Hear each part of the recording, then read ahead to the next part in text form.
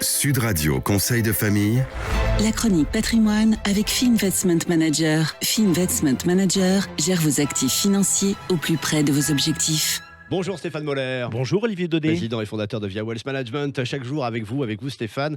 Chaque jour ici, des bons conseils, des infos, des éclairages pour gérer au mieux notre patrimoine. On va revenir, aujourd'hui sur les résidences de services. On a déjà abordé avec vous les résidences de tourisme, d'affaires, les EHPAD, les résidences étudiantes la semaine dernière. Il reste une 5e catégorie, les résidences services seniors. Oui Olivier, acheter un appartement dans une résidence service senior est une très intéressante façon de faire un investissement immobilier locatif. Alors pardonnez-moi, mais rappelez-nous tout de même la définition d'une résidence de service. C'est un immeuble dont les copropriétaires ont décidé de confier unanimement la gestion à un exploitant hôtelier.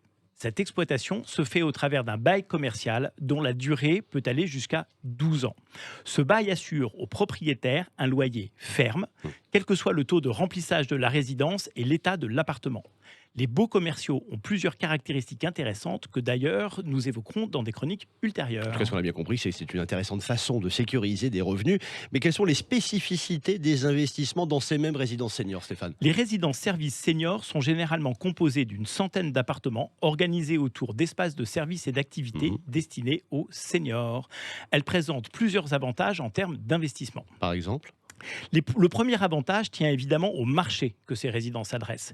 La population senior va doubler dans les 20 années à venir et l'habitat senior pose un véritable problème sociétal. 2. Le taux d'équipement, c'est-à-dire le nombre d'appartements disponibles adaptés aux seniors, est notoirement insuffisant. Ces critères assurent aux exploitants un excellent taux de remplissage des résidences et une très bonne rentabilité. Mais dites-vous Stéphane, acquérir un appartement de ce type implique un effort d'épargne de quel montant à peu près ? On peut acheter un appartement dans une résidence senior à partir de 130 000 €. C'est un budget accessible à partir de 200 € d'effort d'épargne par mois. À noter que les revenus que l'on tire de ces investissements sont peu ou pas fiscalisés. Des inconvénients ? Plus des points d'attention. Ces résidences doivent être construites à proximité des centres-villes. Il est primordial que les seniors puissent aller faire leurs courses à pied.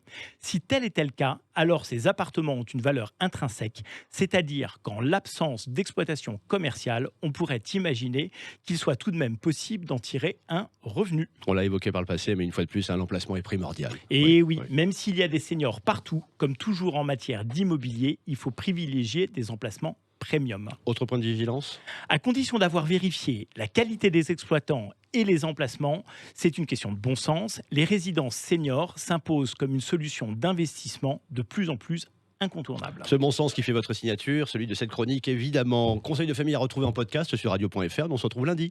À lundi Olivier. Bon week-end à tous. C'était Sud Radio Conseil de famille. La chronique patrimoine avec Fee Investment Manager. Fee Investment Manager gère vos actifs financiers au plus près de vos objectifs.